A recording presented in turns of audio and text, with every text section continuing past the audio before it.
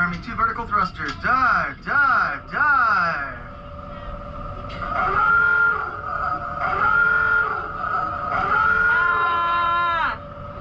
We do that just for fun.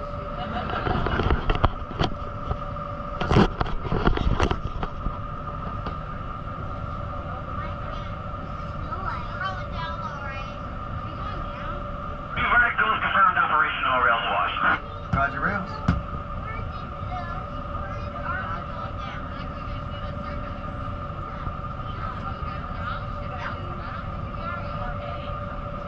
Atlantis still submerging slowly, man. Following slowly. Target, north range bearing 290, 80 feet in closing. 290, 80 feet in closing. Switch on underwater telephone. Have a great time. Roger, this is last number 4. Whiskey Tango Echo 5533. Switching underwater telephone.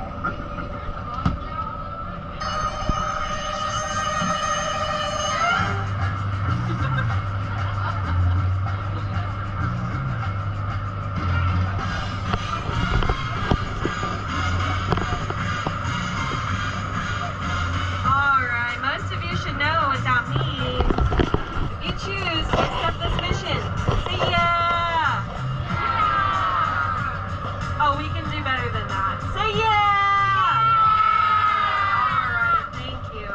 Now I'm going to reintroduce the crew here for you. Behind me in the big pilot's bubble, this is Captain Ken. He's driving around the stuff for us.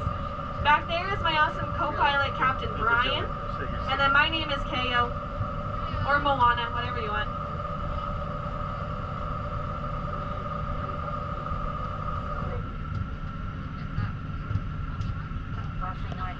All that safety equipment I talked about, they're located in those white compartments in front of your knees. If we did need to access them, Captain Brian would open those up for us. And then a quick little tour around the set for you. Everyone's got windows. In between your windows is our treasure map. And then underneath that treasure map, that is our sushi menu. Yum. My favorite part, above your viewport, there's a white round adjustable AC vent. Feel free to point those towards you, away from you, whatever's comfortable. And then there's 2 sides to the submarine. Right now, I'm standing on the port side. Port side, can you wave your hands for me?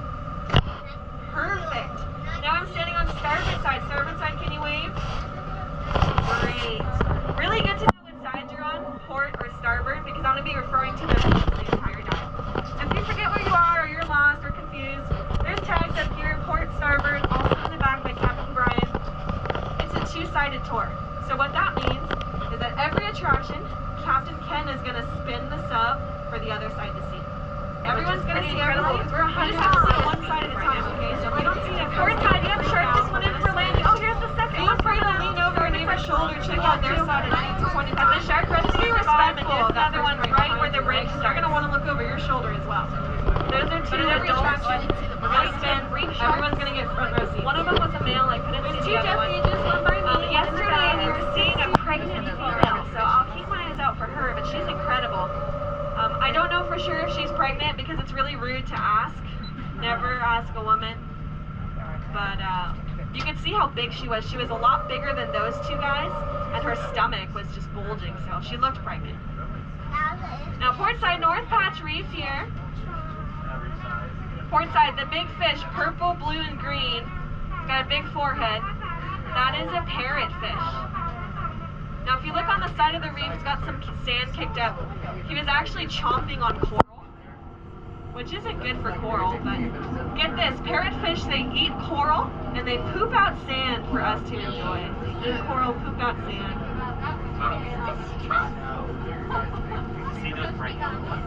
Now, another fish I want to point out for you port side, look out for the vibrant yellow ones. They're solid yellow, brown, black beady eyes. How many of you have seen that incredible documentary, Finding Nemo? That's a good one, right? That's where I learned everything. That's Bubbles, your yellow tank. Bubbles was that crazy fish in the fish tank guarding that treasure chest. My Bubbles, my Bubbles. That's your yellow tank. Lau Ipala means yellow leaf in Hawaiian. Another one? Yeah. Now, that is Bubbles, but unfortunately Nemo and Dory don't live here in Hawaii, so we won't be seeing that, but we'll look out for There's other friends. so many urchins down here. Now we're going to slip away from the North Patch Reef here. We're going to backpedal to number 2 on the dive guide. We're going to go see an anchor, one of our antiques.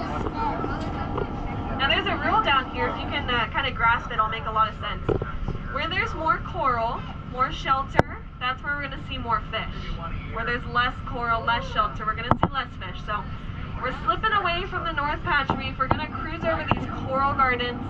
We're going to see less fish, but we're going to see a lot more sea urchins, starfish, sea cucumbers. Is that healthy coral? It's a great question. It is pretty healthy. Yeah, so all this brown cover is algae. So the fish are eating, and our colors are behaving differently down here. So that's why we're lacking the vibrant reds, oranges, yellows that you usually see in healthy corals.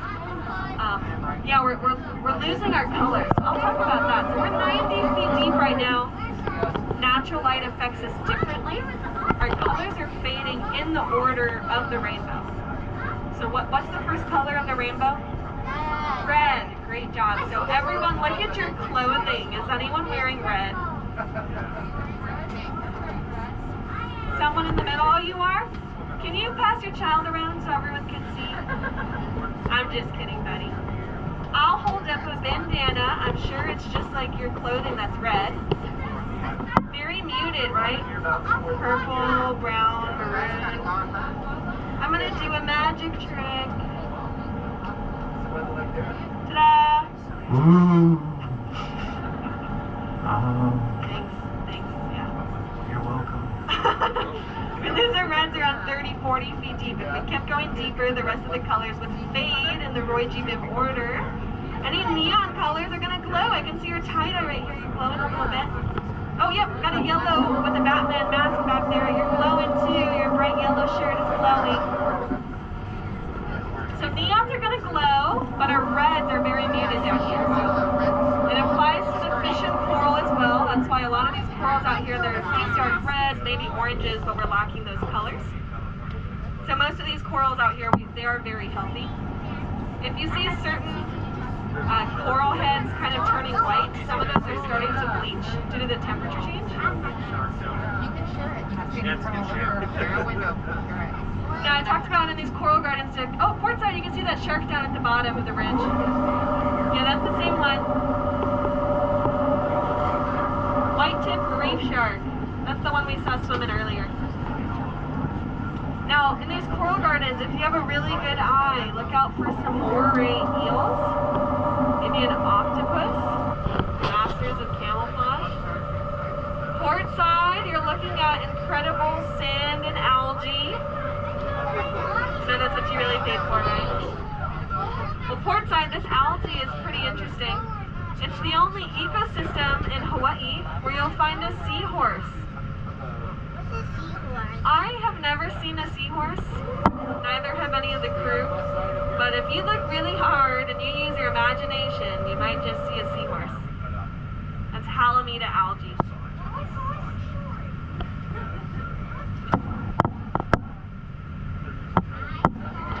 Starboard side, there's that anchor we were looking for. Port side, we're going to spin for you. Those fish are nicknamed the Oreo cookie fish. They look like an opened up Oreo cookie, right? Fishy right there, a blue fishy out the window, Adam.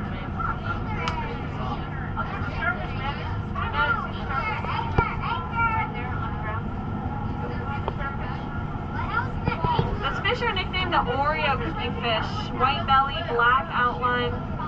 Those are Hawaiian bacillus. Alo'i means bright and sparkling. Those fish are endemic to Hawaii.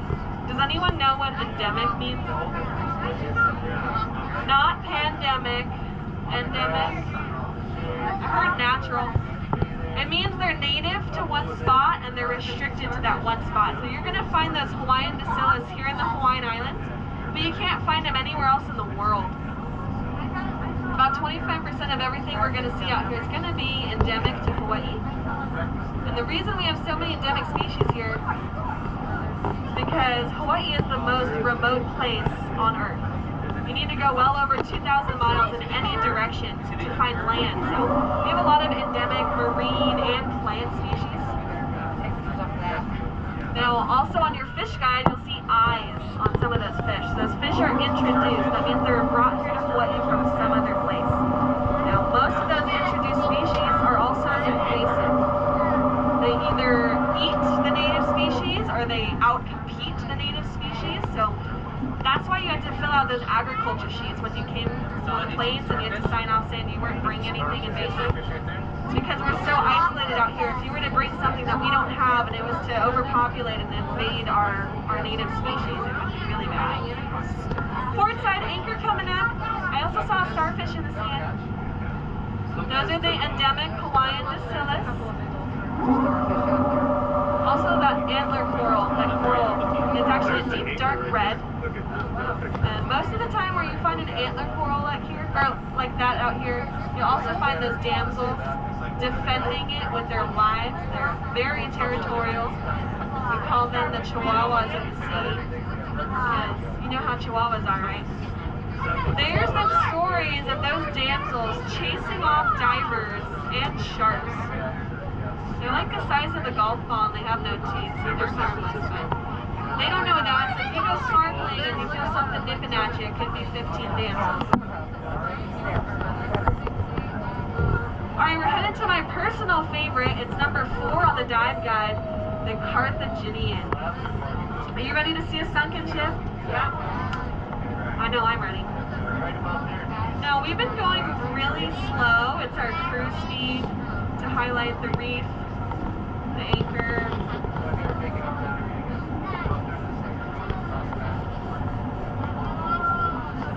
But wide open road. Do you want to see how fast the submarine can go? Top speed. Alright, everyone hold on to something, okay? Top speed in 3, 2, 1. That's it right there. This is it. Did you feel it? I felt it. Wind in my hair. Cheeks are flapping. We've been going top speed this whole time. Yeah. Can anyone guess how fast this is? 1 mile per hour. We're going a little bit faster than that. 3 knots. 3 knots. Not 5. About 3. Good job. I heard it. 3 miles an hour. What a hot rod, right? It's because we build and design these sets for tours and tours only, so we'll get there soon, don't worry. Now, on our way, keep your eyes open for any of our really, really rare cinder block corals. They look just like a cinder block. Oh, you did that? Because they're cinder blocks. They're special cinder blocks. We actually placed them down here in strategic locations to help the pilots with navigation. So if you've checked your phones by now, there's no connection down here, right? No Instagram, no Facebook. So there's no GPS. So how does Captain Ken know where to go? Well, he doesn't. It's his second day. I think he's doing great so far, right? As long as he knows how to go up. Yeah, I'm sure he'll figure it out. He's relying on those cinder blocks that we placed down here, along with the anchor, the reef, the ship, constant communication with Roxy, and a compass. Port side, I see the ship here. You can see the silhouette of it.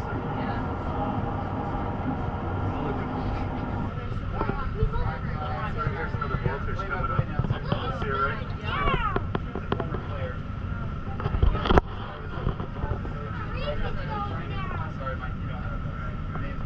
Alright, we're going to get nice and close, and I'm going to talk about it.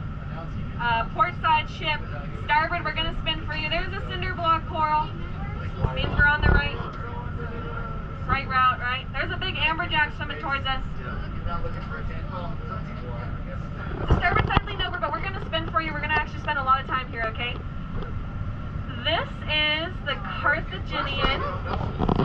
She was built in 1920 in Germany to be used as a sailing cargo vessel.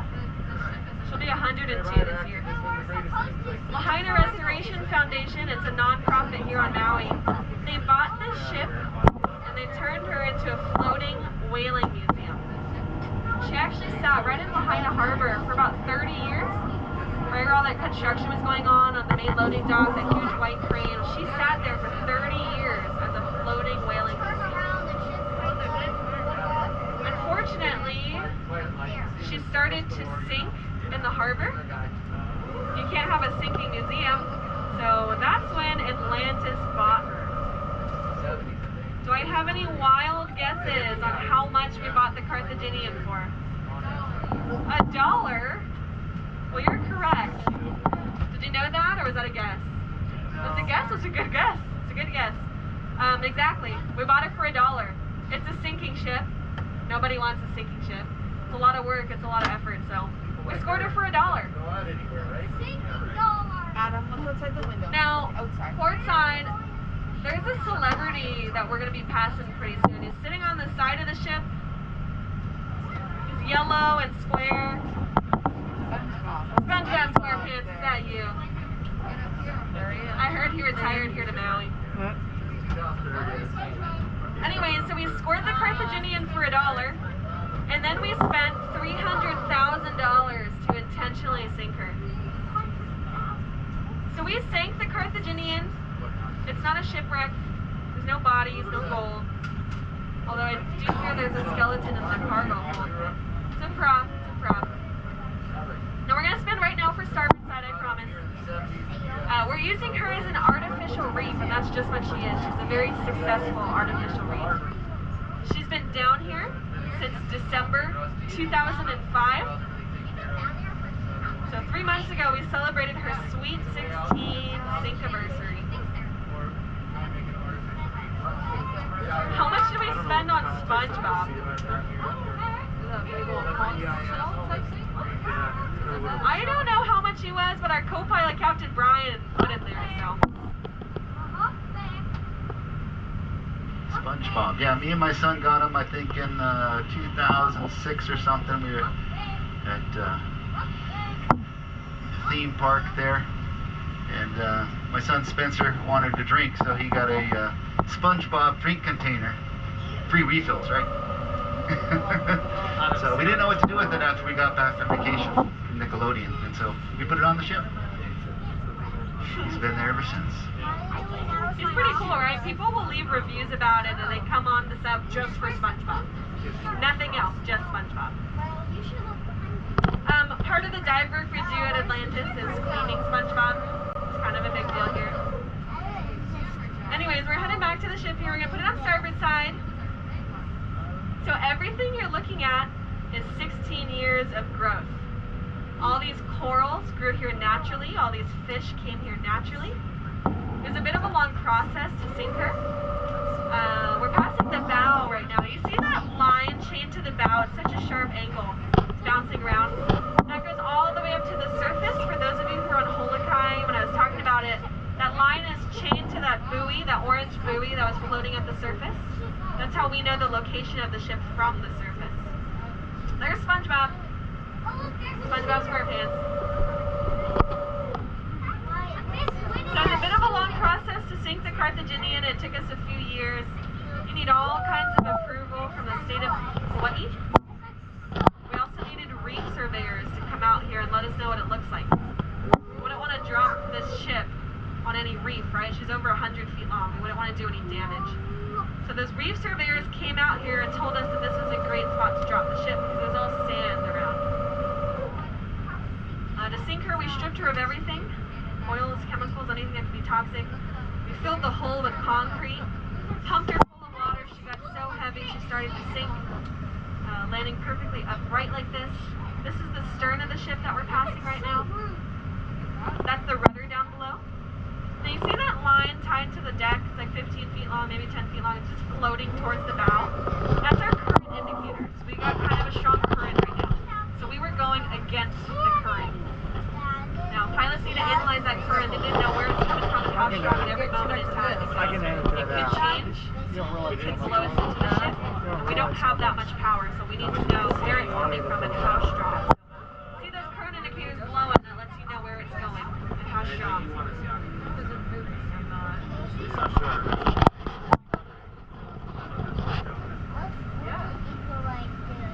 Starboard side, if you got a good eye. Oh, I think that's the pregnant female. There's a shark under the ship right there. So look where the ship meets the sand.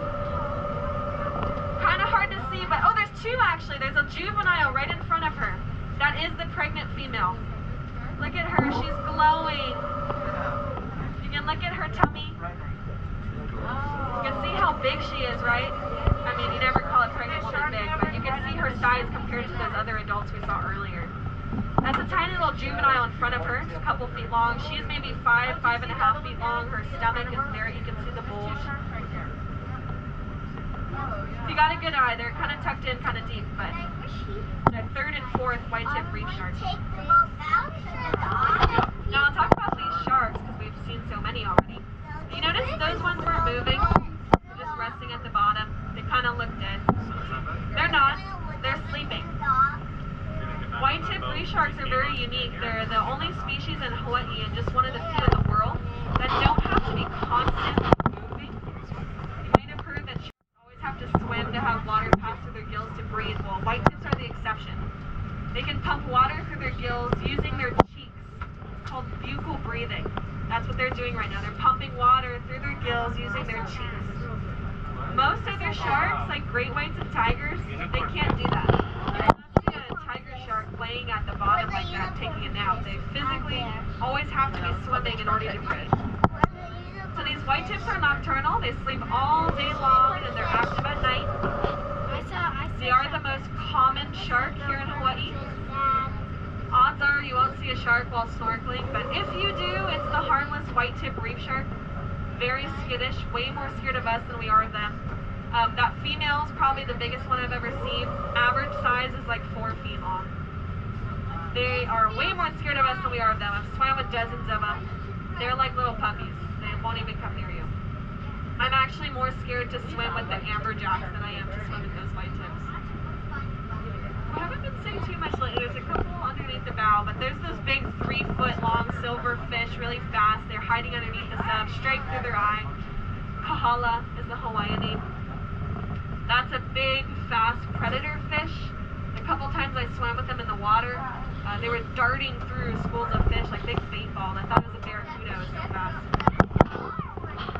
They're a nice size. They can get to 6 feet long. It's a big fish. Unfortunately, they have worms in them, so people don't really catch and eat them here, but I did learn that there's a couple farms in the States. They'll farm the fish, and that's your white fish, the shinny. Now, port side, we're passing the bow here. Again, that line chain to the bow, it's kind of pulling. That goes up to the surface. It's tied to the orange buoy, and Roxy is tied up to that ball right now, so that's why it's pulling so hard, because Roxy's tied up to it. And there's another current indicator, so we're fighting the current right now. We're going against the current. You can see how sharp that angle is of that current indicator. You can see also all the fish will point into the current. So all these fish are pointing towards the right. Now, not only is she a really successful artificial reef, I mean, everything you're looking at here just shows all of her progress. We've had generations of these white-tip reef sharks be born and raised around this ship. I mean, this female's pregnant. We're getting nice and close, port side. Female, you can see her belly. Yeah, you can see her laying at the bottom, and then that's a juvenile in front of her. Not her juvenile, but you can see her belly, right? You can see her gills moving. She's alive, I promise. She's also, the Carthaginian is also a very popular dive site. We see scuba divers out here a few times a week.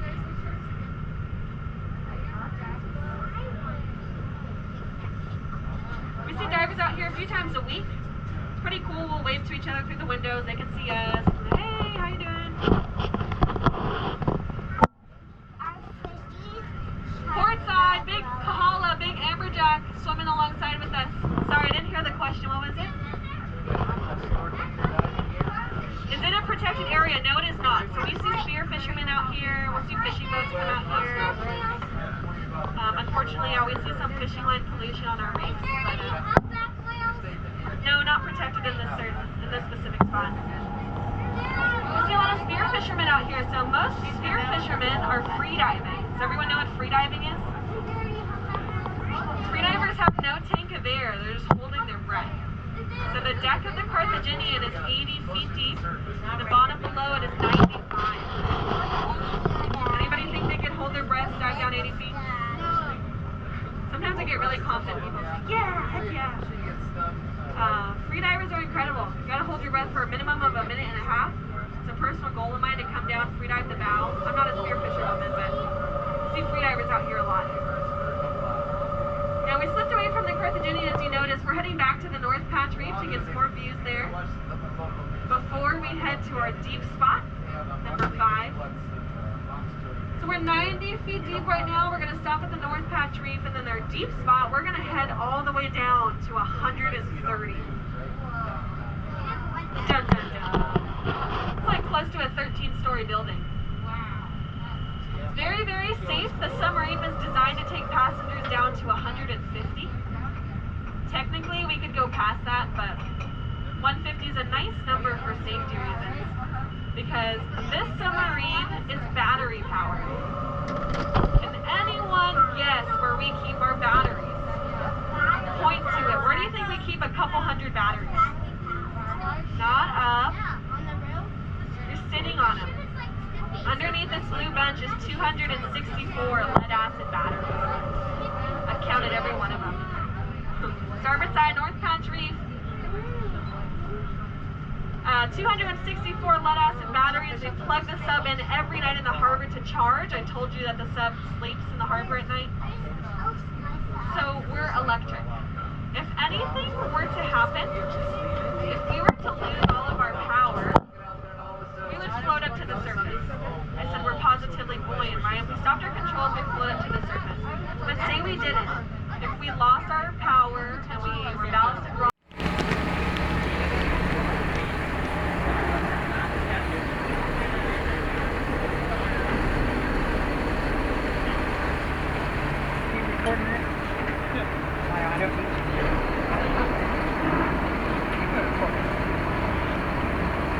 That's confirmed. 2 hatches secured. Life support's on. Ballast set 3,700 pounds. Requesting permission to dive over a depth of 102 feet. Atlantis, this is Roxy Whiskey Charlie X-ray 3464. Ballast properly set. Up less than 150. Both hatches secured. Sir, open vents and begin your dive.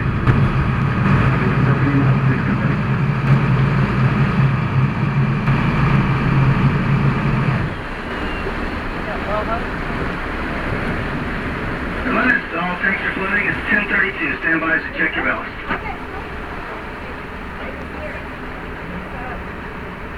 You just released all the air that got pumped in when you came up? Atlantis, all tanks flooded. You're slightly positively buoyant. Clear to arm and vertical down. 2 vertical thrusters. Dive, dive, dive. The sub is being pushed underwater with 2 10-horsepower motors right there in the center. Always wants to float. That's how we designed it. Always just barely float. It's a safety factor. Atlantis, 2 verticals in operation. Descending nicely. En route to wash.